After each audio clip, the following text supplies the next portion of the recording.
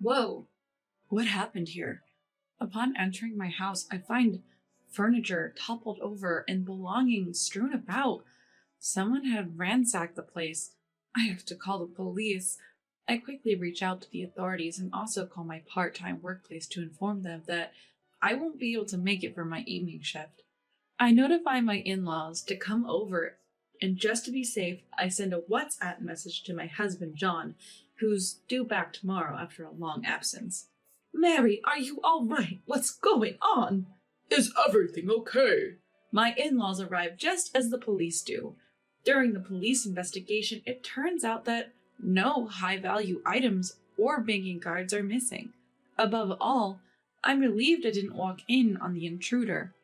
What's missing seems to be daily necessities, clothing, food, and children's items. Wait a minute. Haven't I seen this scene before? From my past experiences, I have a hunch about who could be responsible for this. My name is Mary, a 27-year-old housewife. My husband John is 30 and currently on a work assignment away from home. We have a preschool-aged son and have been married for 5 years. We were hoping for a second child, but the timing clashed with my husband's work assignment, which has already lasted 2 years. Although he tries to come home twice a month, there are busy periods when he can't make it. I last saw him 2 months ago. To stay connected with our son, he had set up a network camera at home, but he's only used it once due to his busy schedule. I had been hesitant to consult him about one issue, not wanting to distract him from work. It concerns my sister-in-law. Just as I was about to speed through the household chores after dropping off our child at preschool, the problem person shows up. Hey there. Oh, sister-in-law, hi. What brings you here today? For the past 3 months, sister-in-law has been regularly dropping by our home, unannounced, just making herself at home. Sister-in-law is 34 and the mother of 4, part of a big family. The family has kids ranging from infants to elementary schoolers. 2 of their preschoolers even go to the same preschool as my child.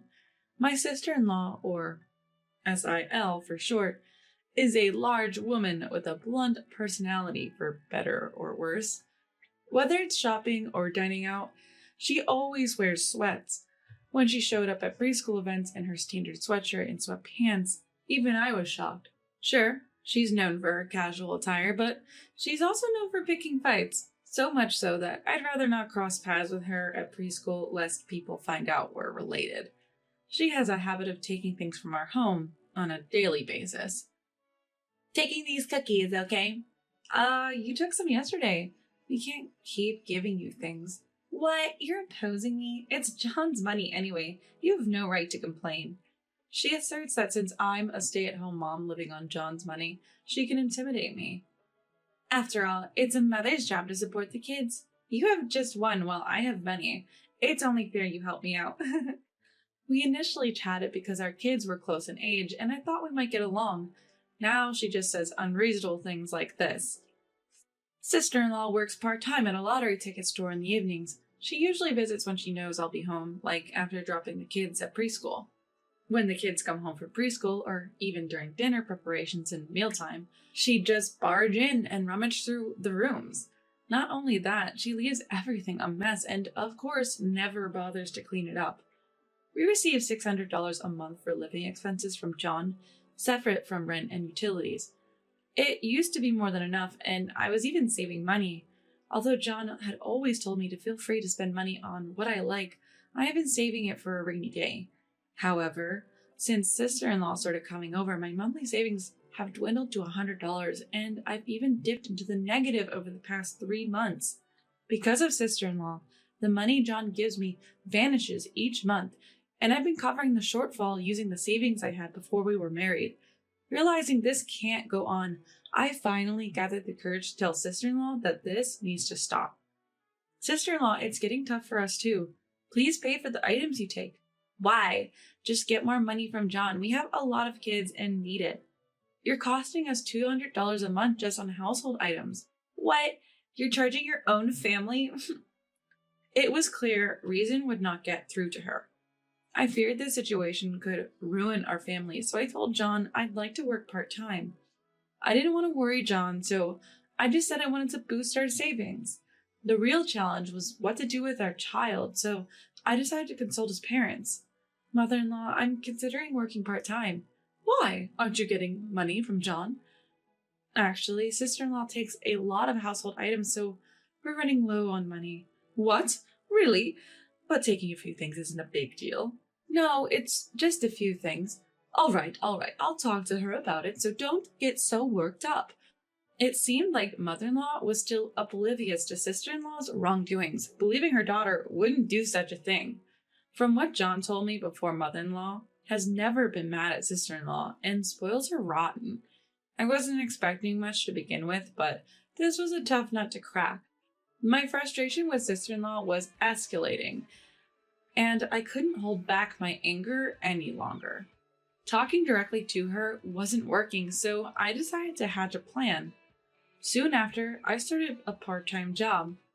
I would work mornings, pick up my son from preschool, drop him off at John's parents' house, then work my part-time job until evening. This new routine helped me avoid sister-in-law, but it seemed to trigger a barrage of angry messages from her. Where are you? Where are the house keys? I know you're there. Open up. When will you be done? The frequency of her messages increased, showing her annoyance with my constant absence. Bring some tissues around in the evening. What time in the evening?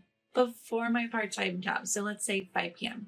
Oh, sorry, I'm working my part-time job until 6 p.m. You're deliberately avoiding me. No, I'm just working longer hours because we're short on money. So it's my fault we're short on money. Exchanging these lines, even sister-in-law's pettiness started to feel amusing on WhatsApp. Life was much calmer without meeting sister-in-law every day. Unlike my peaceful state, sister-in-law was restless.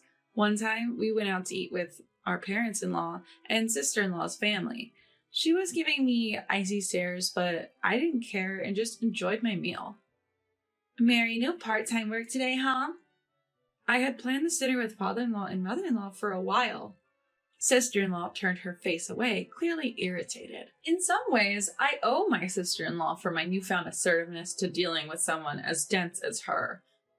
Later, we had tea at John's parents' house, and all was quiet on sister-in-law's end. We then headed home.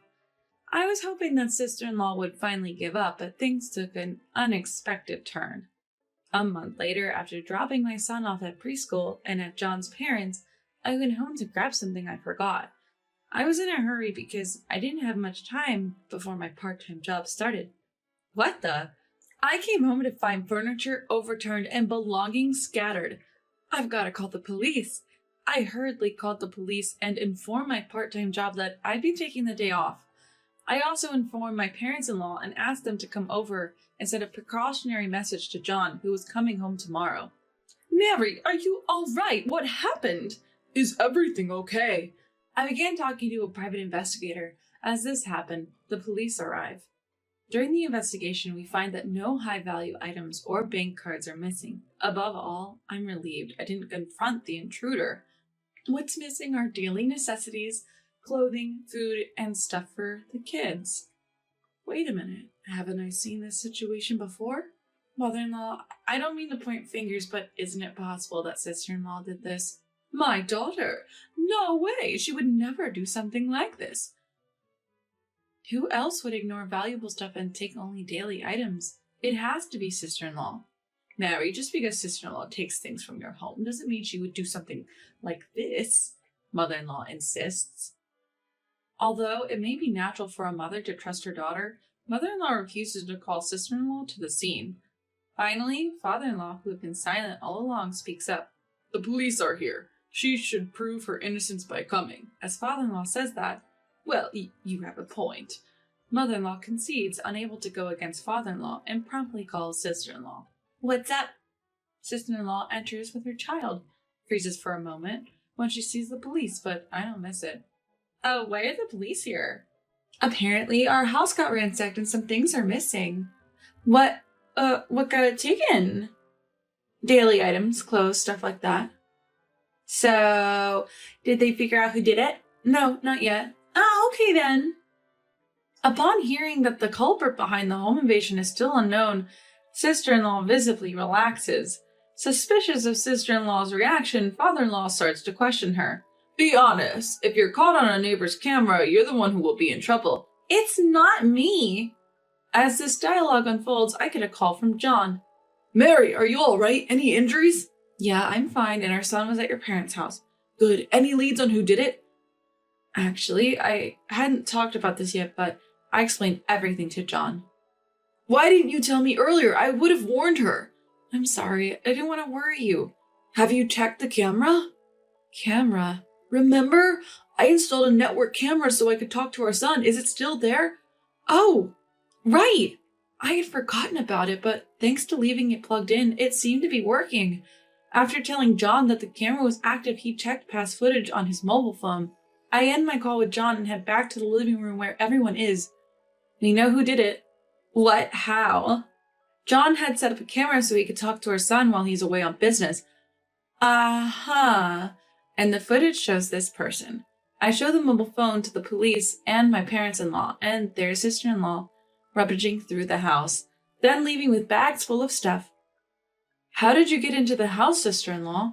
I press her for an answer, and sister-in-law falls silent. Tell the truth. Father-in-law interrogates sister-in-law with a stern look. Well, the thing is, sister-in-law slowly starts talking. I noted the lock code while relaxing at my parents' house. I then asked someone I know to make a duplicate key. While father-in-law looks at sister-in-law in disbelief, mother-in-law keeps her head down in silence. Mother-in-law, are you okay? As mother-in-law's shoulders tremble, I wonder if she's crying because she feels betrayed by her daughter. You foolish daughter! Mother-in-law screams, her face turning red and filled with an unprecedented rage. Mom, I just took a little, that's all. What do you mean, a little? I've been giving you around $200 every month because you said it was tough with the kids. If you were stealing supplies from Mary's house, what happened to that money? Apparently, mother-in-law had been giving sister-in-law about $200 every month. I can't even look people in the eye knowing my daughter ransacked a house like a thief. It's all my fault for spoiling you. Come clean about everything. Sister-in-law, who had never been yelled at by mother-in-law before, shrinks back, her eyes welling with tears. It seems she spent the money she received from mother-in-law for daily necessities and on her own clothes and bags, but something doesn't add up. We all find it strange that sister-in-law, who always wears sweatshirts and sweatpants, claims to be buying clothes for herself. So where are these clothes and bags you supposedly bought, sister-in-law? They're at home. Then sell them, turn it into some money, and pay back what you've taken so far. This is complicated. Sister-in-law, who's bad at giving up, was desperately trying to come up with an excuse. Then her older child casually let something slip. The clothes aren't mom's anymore, so they're not at home, right? What? Turns out she had been buying men's clothing and bags. Did you buy them as a gift for Dad? No, for a young man who isn't Dad. Shockingly, it's revealed that sister-in-law has been financially supporting another man. Mother-in-law, upon hearing this, is even more furious and starts talking about disowning her. Even the police seem uncomfortable in this escalating environment. So what will happen with this situation? I think it would be better to settle this privately since it's a family matter. Yeah, what should we do? Father-in-law, seemingly stuck, turns to me. At that point, sister-in-law frantically latches onto me. Mary, you wouldn't actually press charges, would you? Think about how sad it would be for the kids if their mom got arrested. Don't try to use the kids to escape responsibility. Apologize to Mary right now. Mother-in-law, her eyes fierce, starts berating sister-in-law again. Mary, I'm really sorry for what I've done. Please, please, please forgive me. Sister-in-law almost cries as she kneels and clings to my feet. The kids are watching with concerned faces, and honestly, it feels wrong to show them adults squabbling like this. Fine, I won't press charges. Oh, thank you, Mary. Sister-in-law quickly changes her expression. But there are conditions. The condition I give is that sister-in-law must pay back the $900 she took over the last 3 months by working part-time and giving us $100 each month. I can't pay $900. I have 4 kids. Didn't you say supporting your kids is a mother's duty? So it's only fair to return the money you've taken from your brother's children who are suffering because of you. Well, that's... Sister-in-law seemed frightened by my words. If you have time and money to spend on another man, then work to pay us back. The monthly payments are even a compromise compared to what you've used. I quickly corner sister-in-law. but my words don't seem to reach her. But still, enough! Enough! Be grateful you're not getting sued and accept the conditions. Mother-in-law raises her voice again as sister-in-law's indecisive attitude. I understand. After hearing from the victim, I think accepting these terms would be the best course of action, says the police officer. Sister-in-law, with her head hung low, reluctantly agrees. Even though the kids will inevitably find out and I do feel sorry for them, I can't muster any sympathy for sister-in-law. Exploiting her brother's family to save on living expenses while lavishing money and attention on another man is something I'll never understand. The next day, when John came back, she ended up getting scolded even more. Sister-in-law was in tears, apologizing profusely, but John was adamant about not forgiving any inconvenience caused to myself or our child. I think the future relationship between the siblings hinges on sister-in-law's actions. Above all, sister-in-law's greatest challenge lies ahead. What will she say to her husband who's coming back from a business trip next week? They managed to arrange for the kids to stay with John's parents during the discussion on that day, so they wouldn't witness sister-in-law's disgraceful state. As soon as sister-in-law's husband saw her, she broke down crying and deeply apologized. Her husband was confused until father-in-law and mother-in-law filled him in, after which he was furious. Feeling lonely, she had found comfort in a young man. She insisted she had done nothing more than financially support him. She said she'd repay the money to her brother and his family, but from the husband's perspective, it was understandably infuriating to come home from work to this mess. Though he blamed himself, the thought of the kids made his heart ache. From then on, my sister-in-law was sued for damages by her husband. Just selling lottery tickets part-time wasn't enough, forcing her to also work nights. Under such dire circumstances, her previous aggressive demeanor faded away as if she were a changed person. Once so quick-tempered and argumentative, especially around the preschool, she's now so unobtrusive. She's hardly noticeable. As for our family, John returned home after his work assignment was over, and our son was absolutely thrilled, enjoying each day. I continue with my part-time job thinking it best to save as much money as possible, but I recently fell ill and had to visit the hospital. According to the diagnosis, we were delighted to learn we're expecting our second child. John was thrilled, and we later safely welcomed a baby girl. Now, as a family of 4, we cherish our happiness.